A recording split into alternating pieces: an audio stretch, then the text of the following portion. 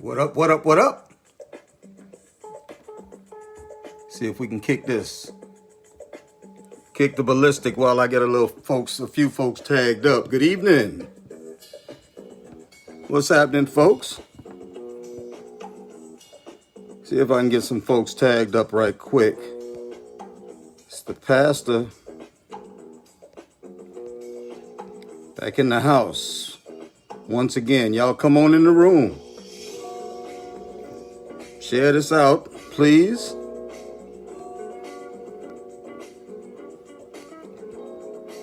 Uh-oh. Sorry. Sorry. Yeah. Please share this out so we can get some more folks on. Got a message coming on tonight. We'll talk about this insanity we got going on in the United States. And it is crazy. Come on, Frankie. Joy and pain, huh? Like sunshine and rain.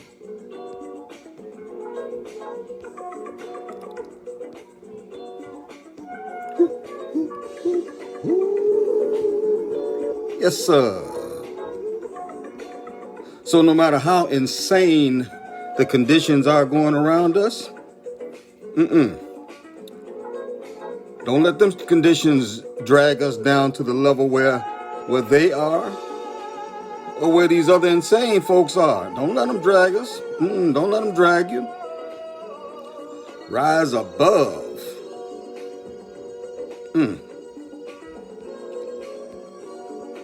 Because we can do that. Yes, we can.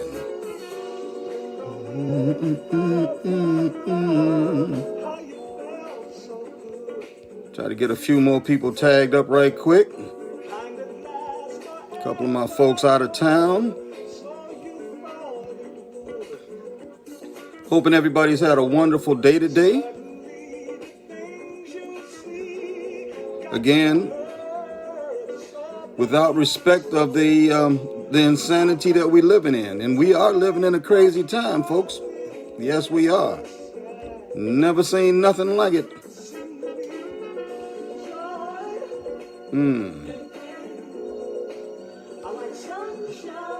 But you better believe it. We're going to get through this. We're going to get through this. All of the insanity, we are going to get through this. Okay, I think that's good there. Yeah. All right. Okay, I think that ought to do it. Yo, what's going on? Little Frankie in the background. Taisha, what's happening? You say you got on the same shirt? Yeah, we rocking. We rocking the voice of Collins in the night. That's right. That's right. Welcome to the New South. Don't care nothing about that flag. Them other folks be rocking. And if they got a problem with this, hey, welcome to our nightmares. Black people with watching a Confederate flag. Losers, for sure. Yes, sir. Yeah, Alan Dobson. I say for sure. Regular. That's what I say. Got a problem with what I say? You the one with the problem.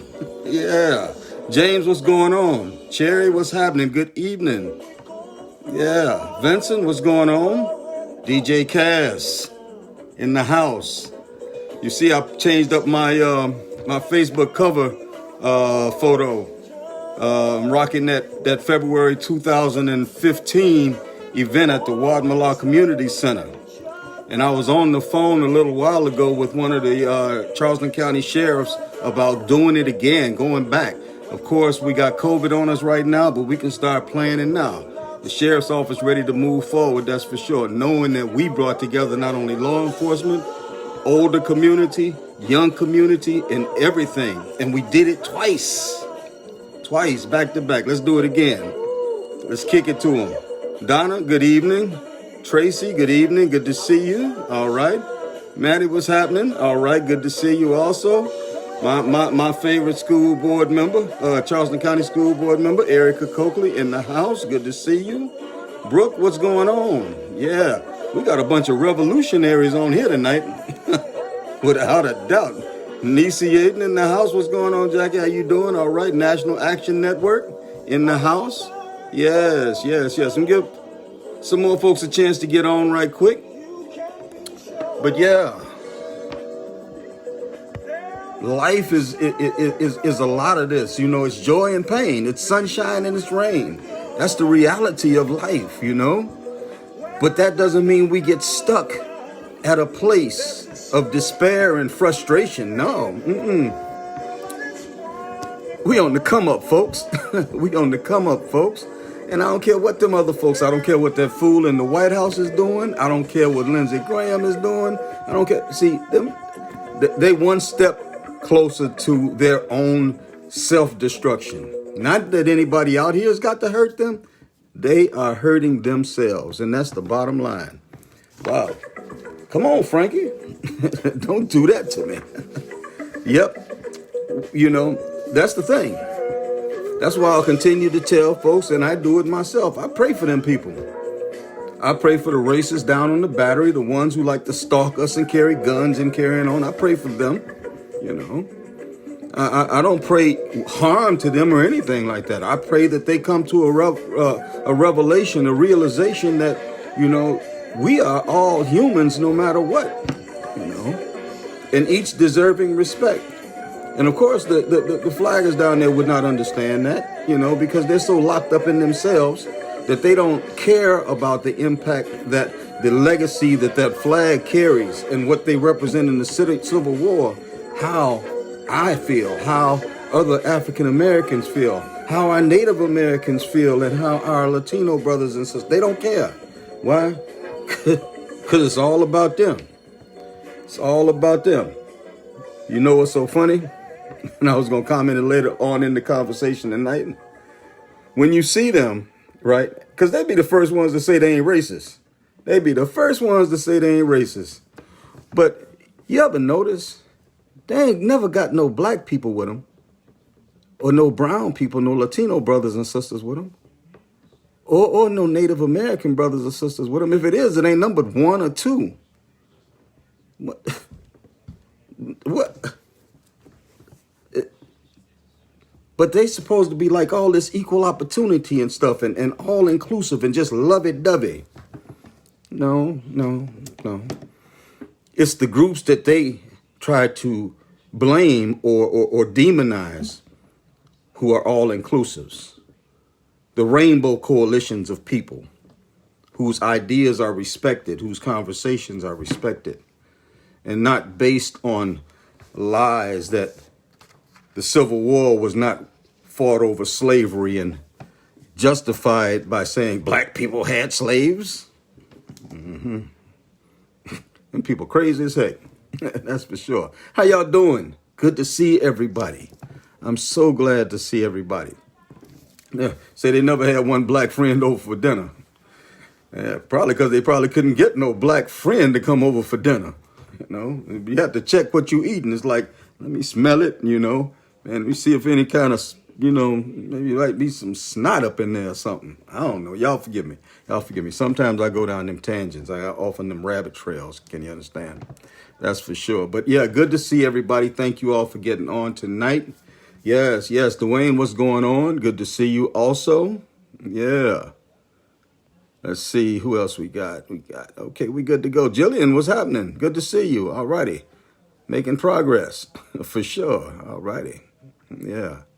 Yeah, the red scarf back in the house. I don't know if the racists watching or not, or they might watch it later. I got a stalker who likes to talk about me, and I just found out he calls me red scarf, Christmas red scarf, and he say he has a problem with the fact that I say for sure. You know, I guess that's it, you know. But I got a problem with him because he's the darn racist. If what I say is the problem is for sure or wear a scarf, well and good. This dude's a racist, period, you know. Walks around, likes to sneak around, hiding behind poles, watching peaceful protesters with a gun on his side. Yeah, that's the real right there. So red scarf in the house, Christmas time, I don't care what you call it, for sure. But I ain't no racist. I ain't no racist, and I ain't trying to hurt nobody out here. I ain't trying to do what the police ain't doing. No, sir. No, sir. I'm out here promoting peace. I'm out here educating on wrong versus right. So those who are doing wrong can correct themselves, and those who are doing right can be on the lookout for those who are doing wrong. So we don't be deceived out here, for sure. Oh, there go that word again, for sure. So, good evening, everybody. Good to see everybody. Christmas Red Scarf Dixon, that's him. There he is. Christmas Red Scarf Dixon. I say his name is Alan Dobson, but that's all right. That's all right. If y'all see Alan on the street, wave at him. He probably got a MAGA hat on or something like that, Make America goofy again. It is what it is, So, but Abe Jenkins, what's going on, my brother? How you doing? Yes. Grandson of the South Carolina's leading civil rights leader, Mr. Esau Jenkins. Yes, in the house. We need to study up on it. We need to study up on him, that's for sure. Yeah, make sure that we are learning about the heroes and the sheroes locally who led the civil rights movement here, those who made amazing strides in the civil rights movement right here in South Carolina without always going to the icons of the civil rights era. We have our own icons right here. We got one that's still out here marching in the streets with us, Mrs. Louise Brown, one of the organizers of the 1969 hospital workers strike. And she's still in the streets, went to jail last year in Columbia with the Poor People's Campaign. She ain't scared. And I think Miss Brown, let me just do this correctly because I don't want her to come grab my ear. Miss Brown is over 70. I'm going to leave it right there. But she was in the hospital workers strike of 1969. Front line, no limit soldier. And we got folks here today. We want to be, we keyboard warriors. We Facebook ninjas and everything. When the battle is out in the streets. Battle out in the streets being waged by some amazing people, amazing organizations, some new groups. Of course, now we still have members of the National Action Network, one of which I know is on tonight, who are still out here grinding now that they've restructured themselves. And I'm proud to stand with this new restructured organization. Although I'm not National Action Network, I will definitely support their moves. But also we have Stand as One, Justin Hunt and his team, Leilani, and their team. And this is a South Carolina group, Stand as One. Locally, we have a conglomeration of groups we have called the United Front, which consists of several different organizations. Voices United, which is with Erica Coakley, and we have the Wayland Hart team that's devoting to empowering the Wayland community, and also now they've stepped up to help address some of the issues in the aftermath of the murder up on Otranto over in Fairwinds, Oakfield, and Green Tree, to help that community out up there. And we have a younger group. So if we got any 17 to 24-year-olds that, in your households or whatever, who want to be led in the right way and to get involved, we got Gen Z. We have so many. We have Charleston Uplift, Aaron Comstock, and their focus is taking care of our homeless population. You see, that's just something else. If I compare what the groups that I rock with, what we're doing out here compared to those other groups, the flaggers, the racists, all they do is go stand on the Battery. They're not out here trying to help people. They're not trying to empower neighborhoods. They're not advocating for anything other than their beloved flag and their monuments. That's it. We're advocating for people, and they're advocating for a purpose. Y'all don't miss this. A failed purpose.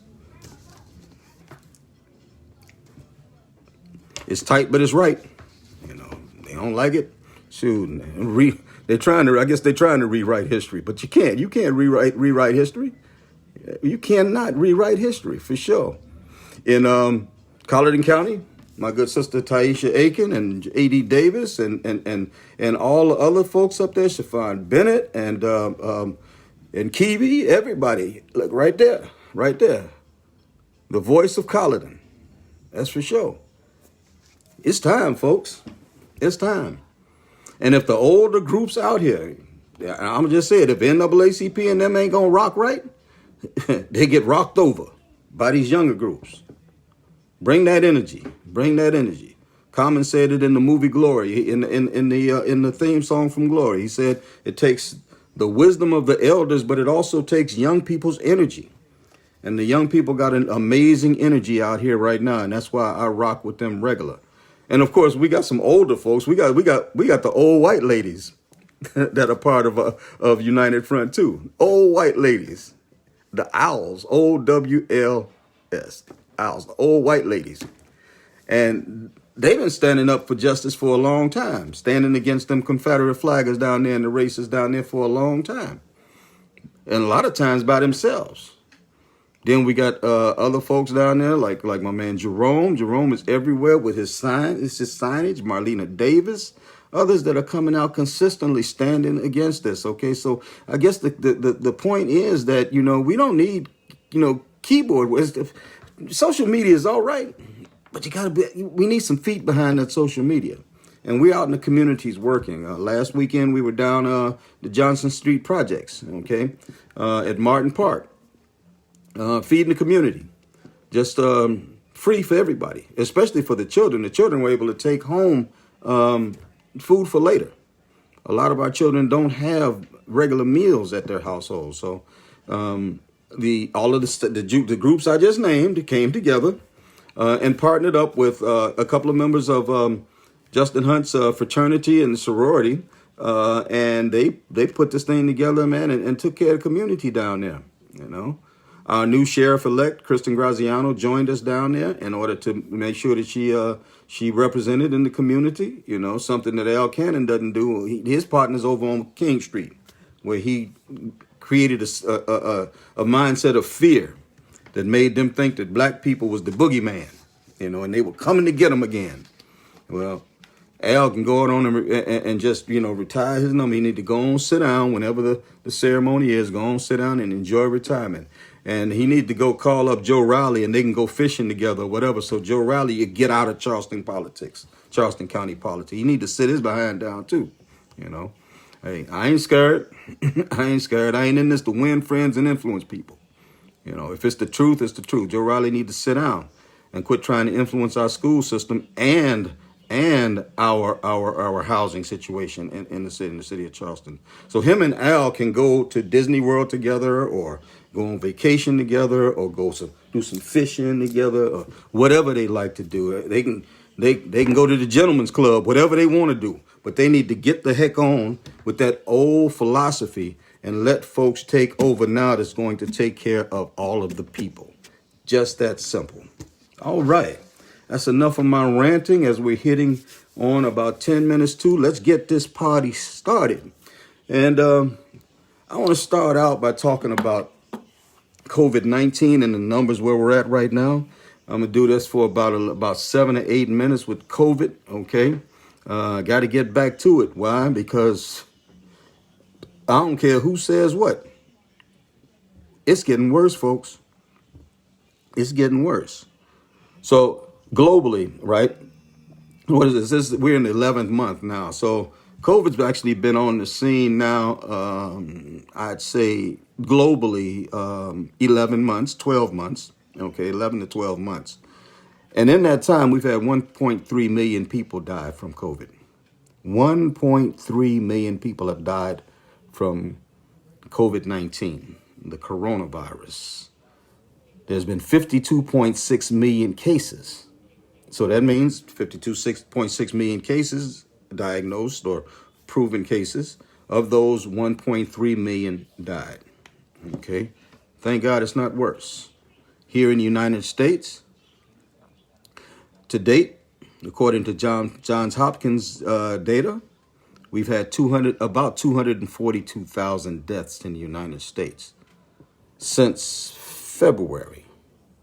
So That's like 9 months. In 9 months' time, we've had 242,000 deaths attributed to coronavirus and 10.5 million cases in the United States.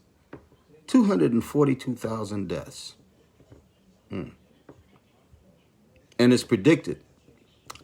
We got to understand this prediction, okay?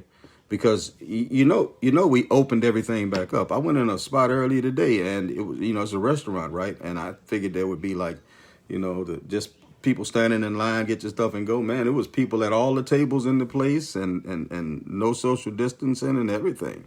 So we just opened right back. We just back open full blown, and this virus is blowing up. It's blowing up all over the United States. More than it was.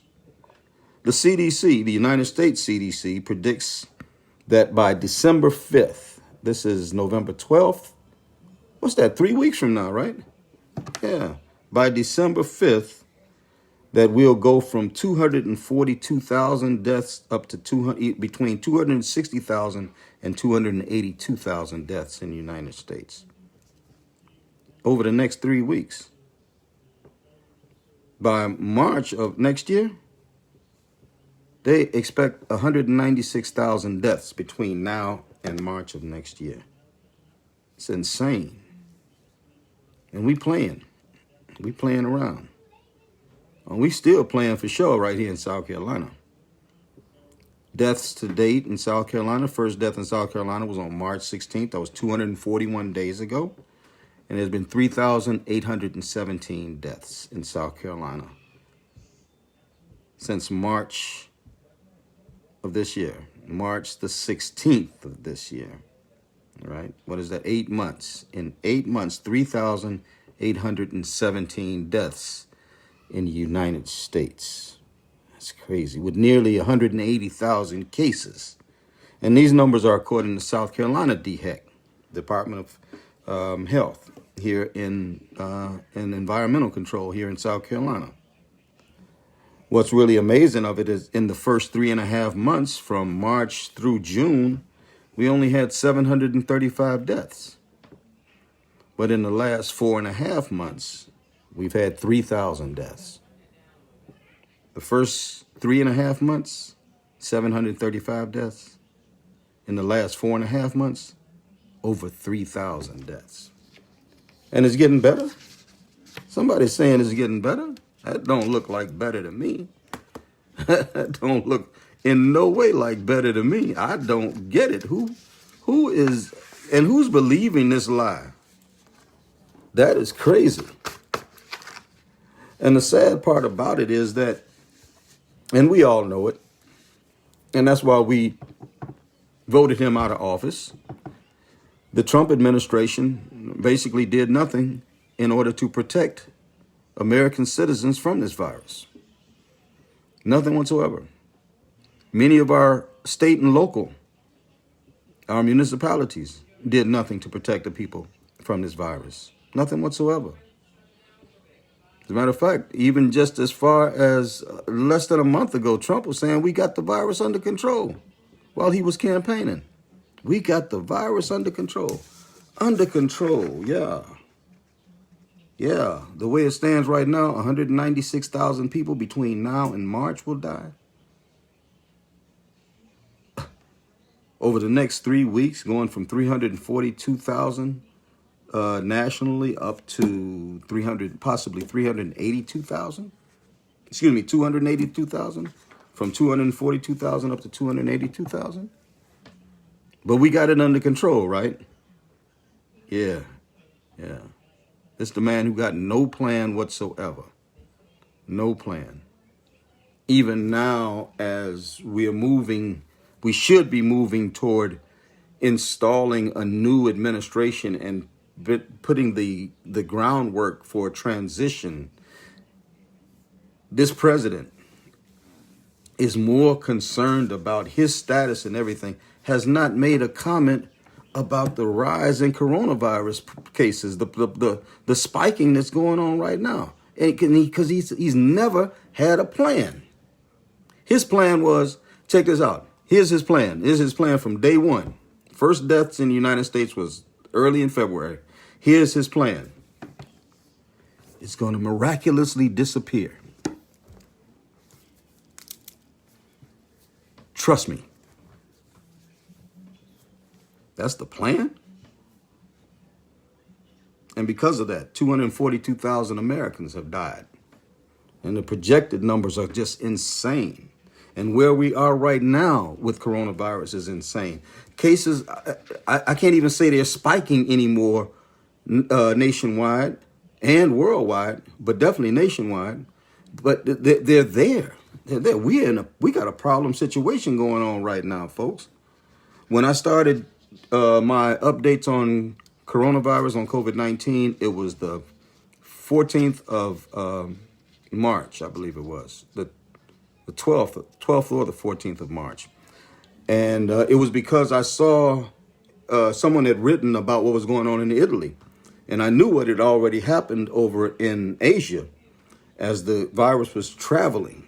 And I saw what was happening in Italy. Then I saw what was happening in Spain. And I'm like, this thing is coming this way.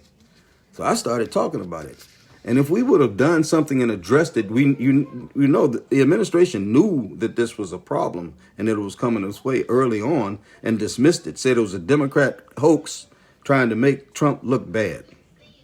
Well, guess how Trump look right now with 242,000 Americans dead already, and that number expected to get anywhere from 300,000 to 400,000 before the spring of next year.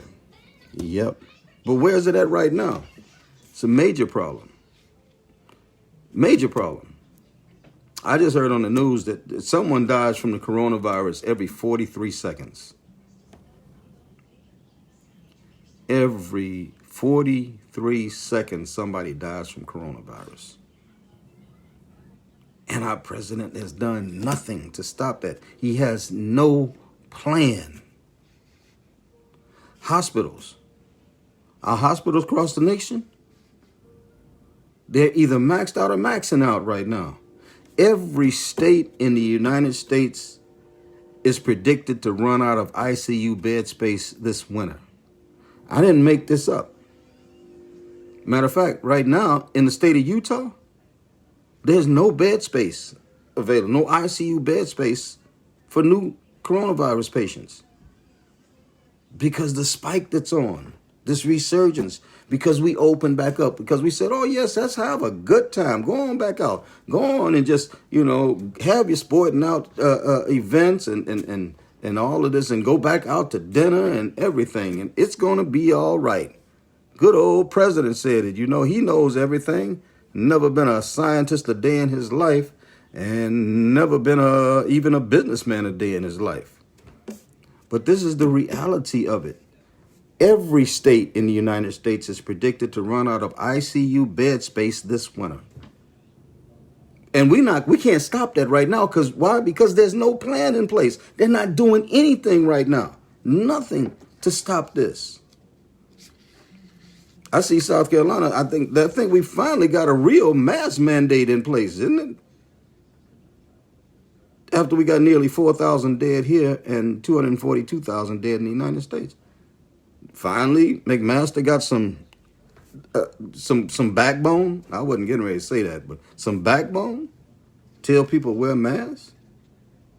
And the president, no plan. Congress, no plan. So what's going to happen? What's the next step? As we are at this point, somebody dying from coronavirus every 43 seconds, maxed out in hospitals across our nation as far as ICU bed space. No space available for new sick people until folks die or get better. And more dying than getting better. So what happens now? Like with the mask ordinance, stand by. We might wind up with shutdowns again. Shutdowns again. And didn't folks say that back a while? Don't open up right now. I know I said it. Don't open right up now. Because if you open up too soon, we're going to have to shut it back down. And we're at that point. We might have to shut back down again. And I strongly say might, because I don't want that to happen either. I hate that happened. But this virus, the president is not in control of this virus. The governor's not in control of this virus. Our municipal officers are not in control of this. The virus run this thing. Coronavirus up in here. The virus run it. So when we look at jobs, don't be surprised that they shut down again. Have to shut down again. It's happening in Europe right now. Don't be surprised if the schools have to shut down again. And I'm not even going to mention how many of those during the shutdown wind up getting sick. Kids, teachers, people on jobs getting sick and dying. I'm not even going to talk about that. Okay. Restaurants shut down again. All of y'all, my income, my bottom line, we're not making no money. And now because you wouldn't sacrifice then, now you're going to have to shut down again. Possibly. I'm hoping it doesn't come to that. Public facilities, all of it. And the president has done absolutely nothing. The president has absolutely no plan. His plan is to tweet. Tweet in the middle of the night, all day long. Tweet, tweet, tweet. Tweet it, tweet. Tweet it, tweet it, tweet it. Twitler. Is that what they call him? Twitler. Hitler with a Twitter. It's crazy. Crazy. Now, Joe Biden. President-elect Joe Biden. And his backup, President-elect Kamala Harris.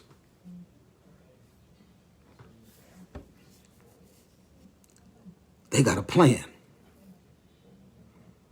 And it started with them assembling a task force made up of scientists, people knowledgeable about how to curb this thing, rein this thing in, so we can somewhere along the way begin to see the rise that we see right now begin to fall back, to diminish, to see lives not dying, but being saved, to lessen the impact. Of course, it's going to take a while. It's going to take a while. Whatever this guy has done or has not done, let me put it this way, whatever Trump has not done is going to still have an impact for months until whatever the president-elect, because he can't even do anything really until January, whatever the president-elect puts into place. So everything else that Trump hasn't done is going to still be a problem. It's just that residual. Just like with the economic situation in the United States and job growth and all of that he claimed that he was responsible for, he wasn't. President Obama put all of this in place. And it just came to pass under Trump's administration. He ain't do nothing. By the same token, as Vice President-elect Joe Biden becomes President Joe Biden, as Vice President, as Senator Kamala Harris and Vice President-elect Kamala Harris becomes Vice President Kamala Harris, there'll be the residual effect of COVID-19 and the lack of addressing it that will go into their administration too, that they have to put the plans in place in order to overcome that and roll it back and begin to see a time when maybe we'll really be able to get back to whatever the new normal is going to be, because I don't think we'll ever go back to a real normal again, to be honest with you, for sure. But Joe Biden, two people, Donald Trump, no plan, no Trump, Joe Biden. And Joe's got a plan. Why? Because one is concerned with the welfare of the people, while the other is concerned solely about himself and his own image. A maniac. a narcissist, a misogynist. He's crazy. Crazy. Such an inflated ego that it's all about him. It's all about him. And that thing, it spreads downward, unfortunately. But his actions right now, anybody that's watching what's going on right now, especially the way that he's denying the results of the election and stealing himself away and not communicating, I ain't heard from him publicly until today, like for about 6 days or whatever, other than to fire certain people and to replace them with some people that he wants to make sure are in position. And I believe in his position, well, he's just going to say, I'm not getting out of this office. I think he fashions himself, even though he'll never admit it. And when they say twiddler, I don't think that's too far off base. I think he fashions himself as a dictator, especially as we look to his buddy, Vladimir Putin, and his other buddies that he's made alliances with in order to make himself bigger in the eyes of the world, which has really backfired on him because he's really the laughingstock of the world. But he fashions himself as a dictator. Him and those of the Republican Party who won in this election, they won their elections not based on any campaign promises or platforms or what they were going to do. None of them presented platforms. No, they presented fear. They created fear and paranoia in the hearts of gullible people. Gullible people. They lulled people into this sense of we need to fight for our nation because others are trying to take our nation from us. Those Democrats, those blue people that support black people and Black Lives Matters and the terrorists and the Antifa, and they're burning stuff down. And never once did they say anything about quality education, affordable health care, accessible housing, ending the mass incarceration of black people, ending gun violence. They didn't talk about none of that, our environment, none of that. All they talked about is folks burning down and they're going to take our nation from us and everything. If that's a platform, that's not a platform. That's just like the plan that Donald Trump has for coronavirus. It's going to go away. It's not a platform. And 72 million people voted for no platform because they got scared into voting through fear. It's crazy. It's crazy. And this president is still operating from that premise. You think his words to the Proud Boys about stand by and stand back and stand by have been forgotten? Do you really think that we've made a transition from the elections on November 3rd to November 12th, and those who have been plotting violent action against our nation have just gone away? Folks, no. They have not. We better stand by. Not to do anything other than to make sure that we don't get harmed. Because these folks are dangerous. Just like their leader. Dangerous. He's a bully. He's a bully. And he encourages bullying. And he empowers other bullies. People who really, are not that courageous or whatever. But when they get this mentality, this group mentality or this gun mentality, then they get this fake courage. And Trump has this support system. Elected officials all across look at Lindsey Graham. That's the craziest thing I've never seen in my life. And he got reelected.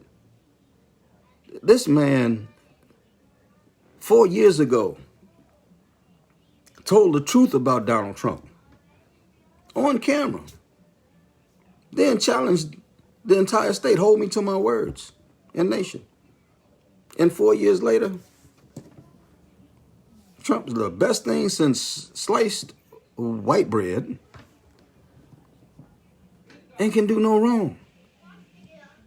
He went from being the devil to being God to Lindsey Graham. That's crazy. He got it. Lindsey got it right 4 years ago. Then all of a sudden he lost his mind in 4 years. Even the point he said, okay, in order to defend Donald Trump in his losing bid for his reelection, because no matter how many lawsuits that he's filing so far, he has had no kind of success in those lawsuits, none whatsoever. Of course, they're not all settled, but there's a large portion that have been settled already. And they said there's no evidence of voter fraud whatsoever. It's just like the plan. It's just going to go away. There's no plan. There's no evidence. And that's what he's accustomed to doing. That's what liars do, especially when they have a big following behind their lies. They'll just tell a lie and just let the people go with it. And that's exactly what you see it happen to Donald Trump supporters. They take the lie and run with it.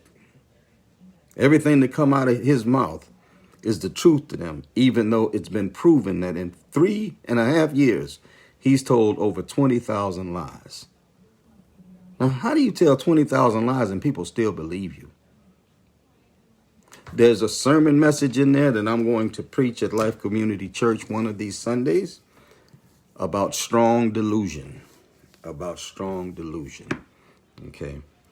So I'll let you know ahead of time. All right. I know everybody on here don't go to church. Everybody ain't trying to get no church messages or whatever. But when I bring it, I bring it. That's for sure. All right. Lindsey Graham, he's the U.S. Senator for South Carolina, a state whose poverty rate is twice as much the national average. Schools are the worst in the nation. Crime, gun violence, right at the bottom as far as the worst in the nation. He says he was going to donate $500,000 to Donald Trump's defense. But I guess he figured out that wasn't going to work. I guess so. But now he says he's going to vote $1 million, going to devote $1 million into the Georgia Senate race. There's runoff going on. The Republican candidates, Kelly Loeffler and David Perdue, who are running against the Democratic candidates, the Reverend Raphael Warnock and John Ossoff, and they're in a runoff election. And Graham says he's going to donate $1 million to help the Republicans win. That's our state senator. That's our United States Senator for South Carolina. You know what $1 million donation here in this state could do to help our teachers or our communities or community development? If he's got $1 million to donate, I guess it'd be the same. Maybe actually, let's think about this. How about if Lindsey's $1 million partnered up with Ben Navarro and Anita Zucker and Joe Rowley and their $750,000 from 2018 to buy an election at the school board, and the other $750,000 this time, that's a $1.5 million. So we add their $1.5 million to his $1 million. That's $2.5 million. Just think about what we could do for our education, for our kids in the educational system in South Carolina. Instead of trying to go buy an election somewhere, either here or elsewhere. You see, that's the problem we have. We have a bunch of people who are not people-focused, who have sworn to be people-focused, supposedly of the people, by the people, and what? For the people. But the reality is, just like Donald Trump, it might be of the people. It might have been by the people, because you don't get elected unless you're by the people. But they're not for the people. They're for themselves. Donald Trump is for himself. Lindsey Graham is for himself. Those with the Coalition for Kids here, they're for themselves. And it's just that simple. And then they try to discredit everybody else around who might be for the people to make them look at fear, create fear in them. If you remember in the school board race, right, you saw what the Coalition for Kids did to a good man, Kevin Hollenshed, right? How they demonized him, how they demonized the black man, Chris Collins, the black man, Chris Collins. They didn't mess with the white lady. How they demonized Erica Coakley. Yep. How Donald Trump, Lindsey Graham, that jackleg sheriff up in Greenville County, trash. Al Cannon, our state senators, I'm not going to mention the names, okay, because I got one that got to get mad at me or something like that. But our state senators and whatever who are running Republicans, demonize black folks, Black Lives Matter, never even stopped to really to try to understand what the movement for Black Lives is all about. They just believe the lies. Believe the lies. And the people out here believe the lies. The people who support all of them, they believe the lies too. Everyday people, common people, people who go to church, who read their Bibles, some who, have had benevolent work in the past, supporting maniacs, supporting positions that don't make any sense whatsoever. Y'all seen them on social media? Y'all probably ain't seen them. I run into them regular because every now and then I put something out on a page that I really don't know is like the racist page. Something about the benevolent work, the good work we're doing in the community, and the racists come out of the woodwork. Out of the woodwork, for sure. It's crazy. It's crazy. I posted the other day, last week I just talked about it. We were over at Martin Park at the Johnson Street Projects. And, with the feeding for the community, it was free of charge or nothing like that, And I shared it in this group. It's called the Berkeley County Growth and Development Group or something like that. And I didn't know what kind of people these were there at all. I just figured they might be good. Maybe they can see, maybe they can get involved or something like that. Maybe they want to do something in Berkeley County like that. Would like to invite United Front and Stand as One to do something there. Man, you talking about get beat up.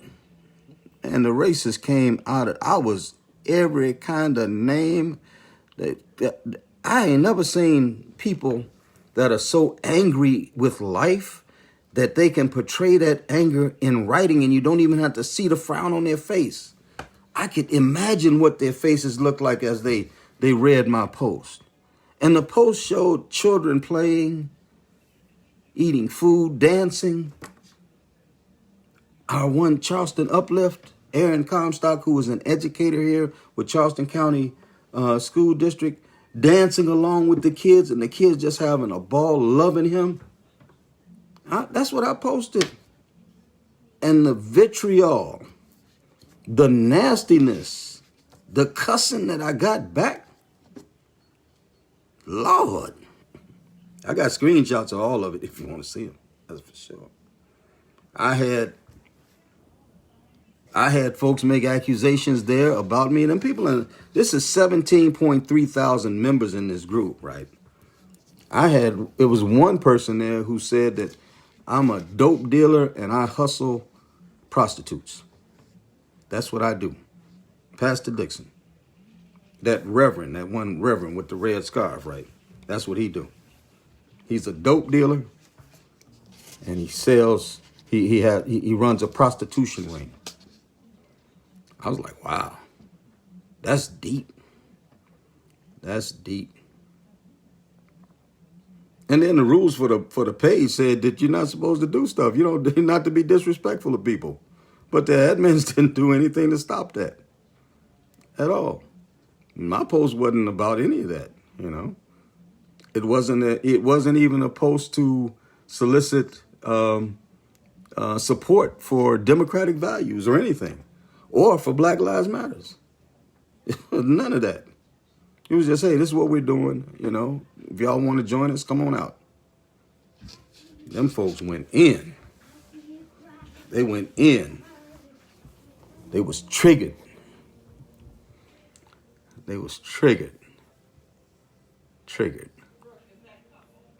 They was triggered just in the same way that with drug addicts. Drug addicts have flashpoints. They have a point where they might be doing all right, and then something happens and they're triggered and they go for the drug.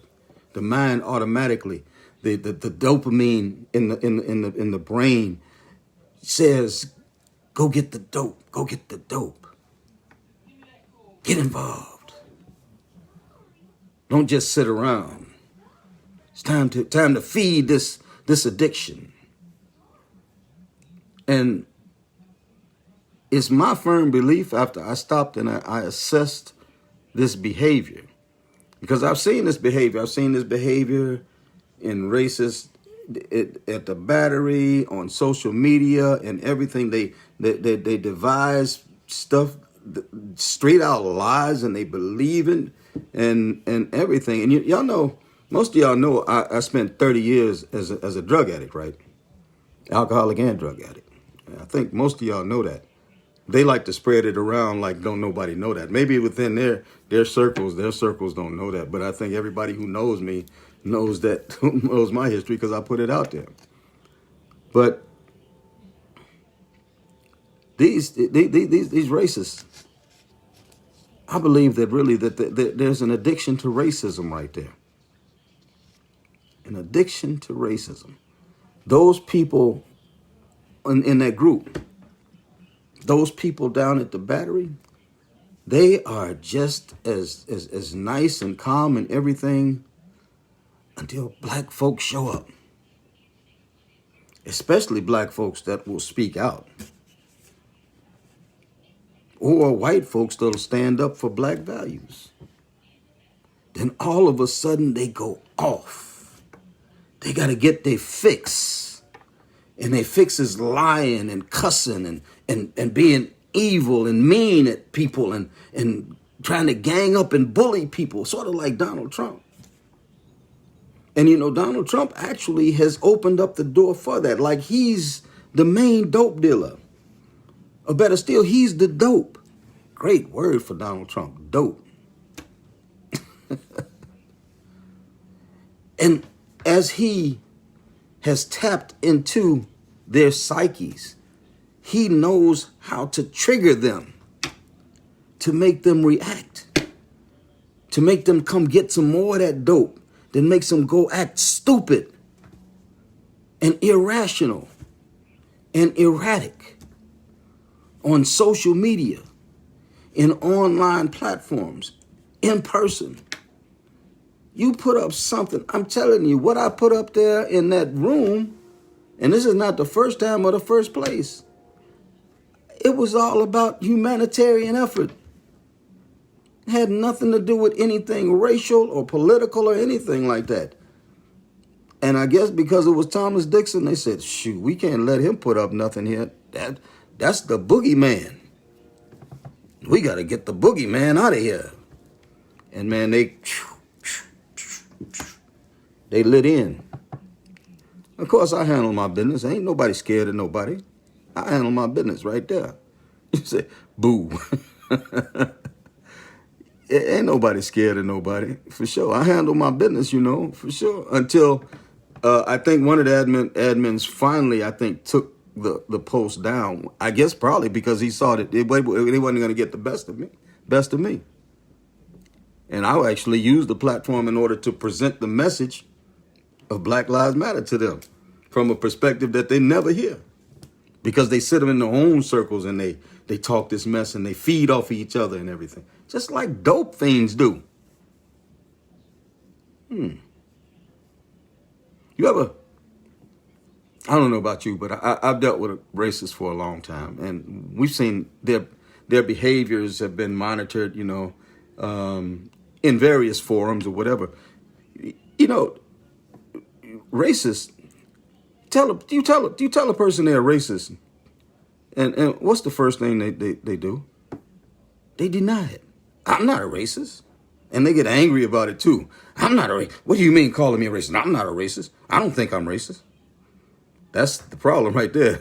You don't think you're racist, okay? Ask somebody else who is affected by your racism if you're a racist, and then believe that, okay? But they're in denial. What happens when you talk to dope fiends? Let me correct that, because that's a phrase that I even hate to use myself. Drug addicts, okay? What happens when you talk to a drug addict and you say, you need to do something about your addiction?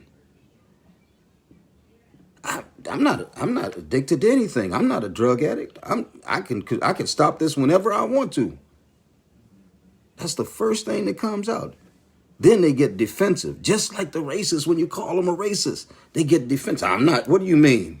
What? I'm not a drug addict. Oh, shoot. They're running around. And you know they are. And in their hearts, they know they are a drug addict. And I believe in the racist hearts that they know that they are. But with the drug addict, right, once they're triggered, once that image comes in their minds of the next hit, or their body, if it's heroin, their body begins to crave more of the heroin, or with the cocaine, it's the mental type thing, or with the meth or other things, it's the mental craving or whatever. Then they begin to be agitated.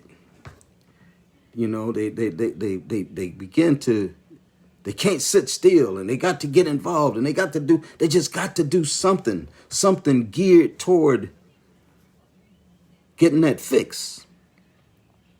Heart rate increases. They start raving sort of incoherently. Okay, remember, I got 30 years of drug addiction under my belt. I know about these things, okay? And the same thing with these racists. When they looked up and they saw my post there, they got agitated. Their heart started racing. I got to put something down here.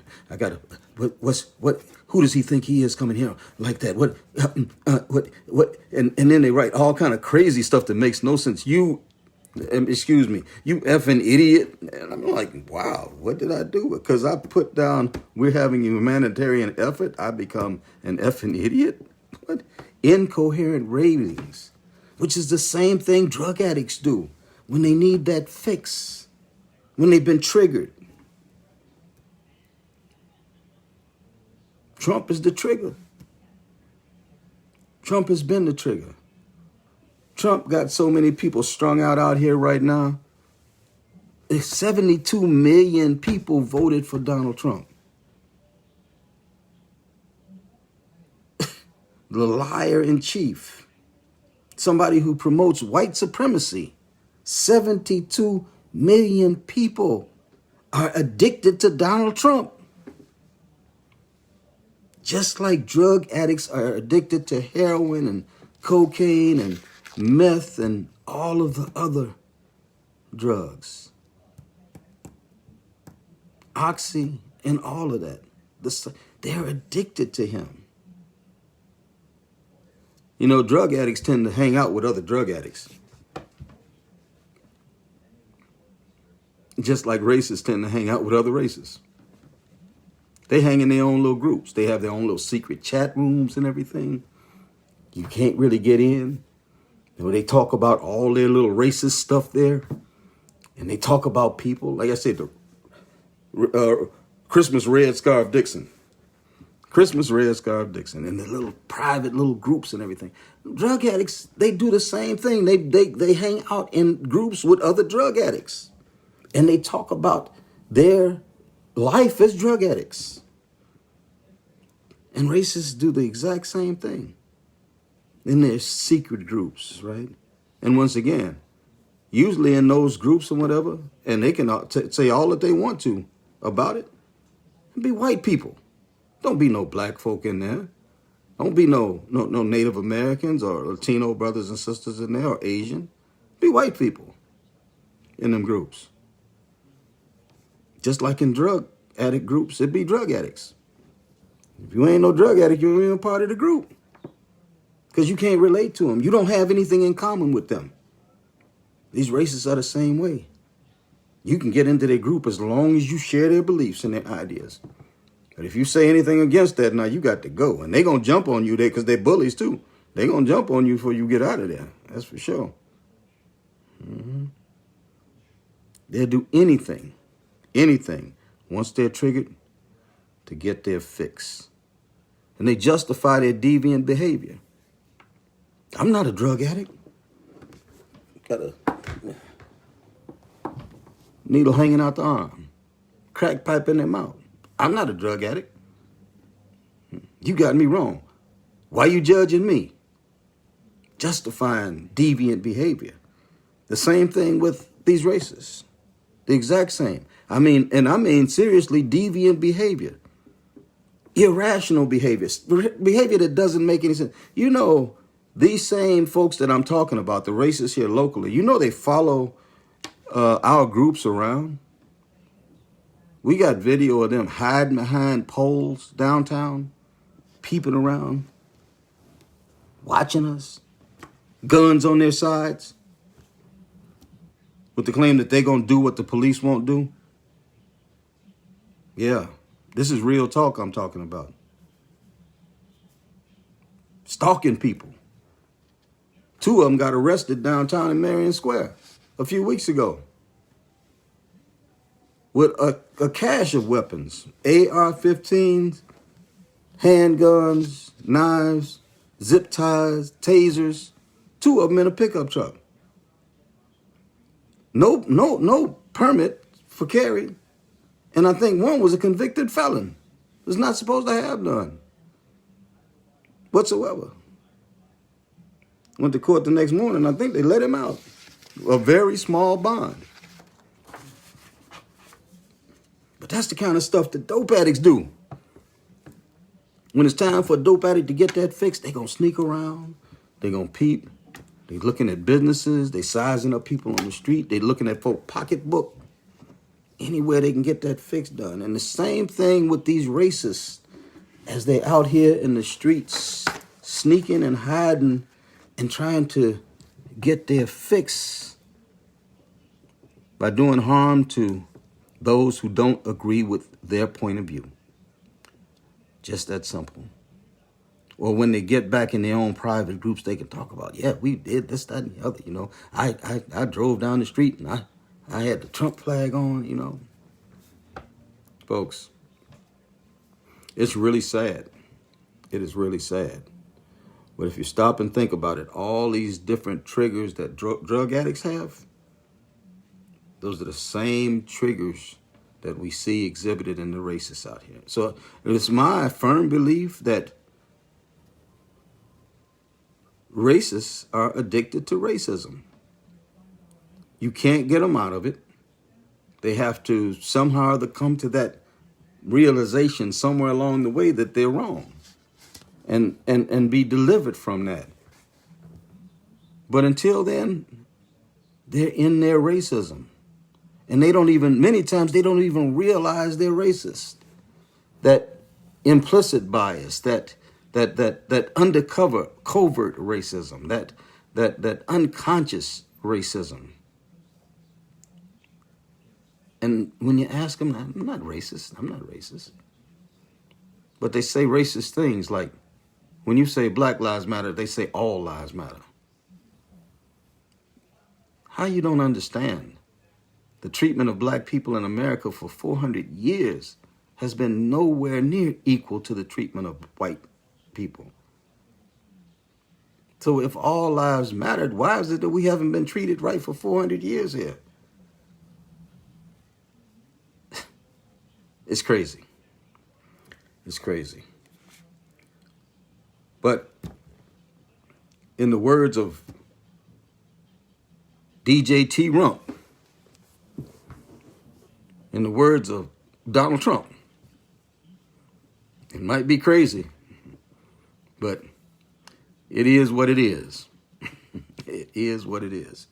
So be on the lookout. And we're going to put a bolo out there. Put a bolo out there. Because there's a lot of these racists that's out here right now. I got some friends right now I'm still trying to reconcile with them because they partnered up with some of the same races that with code words basically put me out as the lead terrorist around here. The same the ones that started this lie about me being a dope dealer and running a prostitution ring. They're the same ones. Whatever they can do to assassinate a black man's character, that's what they do. Same thing as Coalition for Kids did, Josh Bell. Same exact thing. Same thing that white sheriff up in Greenville County did to Jamie Harrison, or tried to do. Same as the same dog whistles and craziness that you hear supported by Republicans around here, around the nation, as we look at the ads from this past election talking about the burning and the looting and all of this, and then the Dems are making taking our country from us and tearing our country up and everything. It's crazy. It's crazy. So with that being said, I'm going to call it a night tonight. And hopefully I've given you something to think about. The primary thing I want everybody to take away is that there's going to come a time when civility, when truth, honor, justice, and morality, when those things will come back in vogue, will come in vogue. I don't think they've ever truly been in vogue, but the more we push the envelope now for liberty and justice for all, the closer we will get toward that nation, a nation with liberty and justice for all. A nation where the racists feel so uncomfortable that they will kick their addiction, that they will realize that that's the first thing in kicking, is that you got to realize that you have an addiction. If they would only realize that they are addicted to racism, there's a chance for them to kick it. So the more we push the envelope, the more we fight, the more we work for equality in America, the more we make people to understand that black lives in America have not mattered in 400 years here, and it's time for black lives to matter.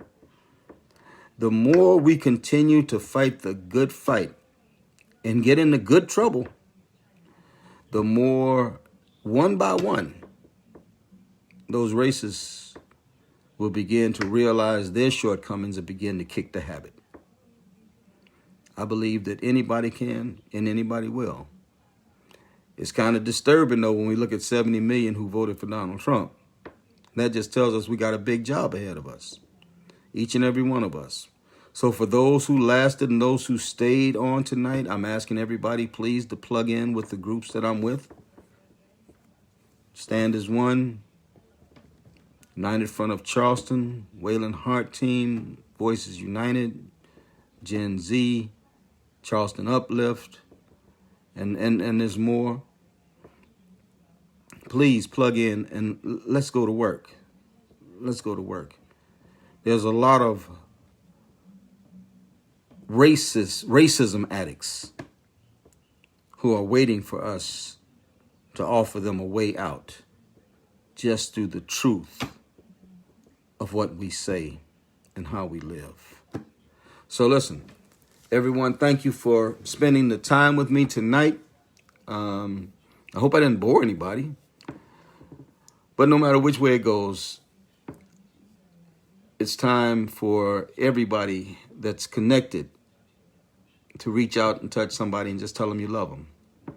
If you're in your homes, if your husband or wife is near, your baby mama or baby daddy is near, or boyfriend or girlfriend is near, or your children, yes, your children, wherever they are, reach out to them. If you got grown children, give them a call and tell them.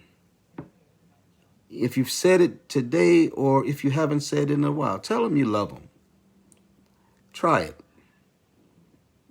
If there's been somebody that you've had what we call bad blood with, give them a call or send them a text message. 3 little words. I love you. When they call you back and say, what's up with that? Text them right back and say, I love you. That's it. That's it. And that's for anybody. That's for the people that we are friends with, our family members, our frenemies. That goes for me, for the racists out here, those who badmouth me on that site. For Alan Dobson and Corey Allen and all the rest of them, Braxton Spivey, and there's so many. Randall Horace, there's so many of them. Serena White, there's so many of them. All them ladies. That Zabinski lady, listen, I love y'all.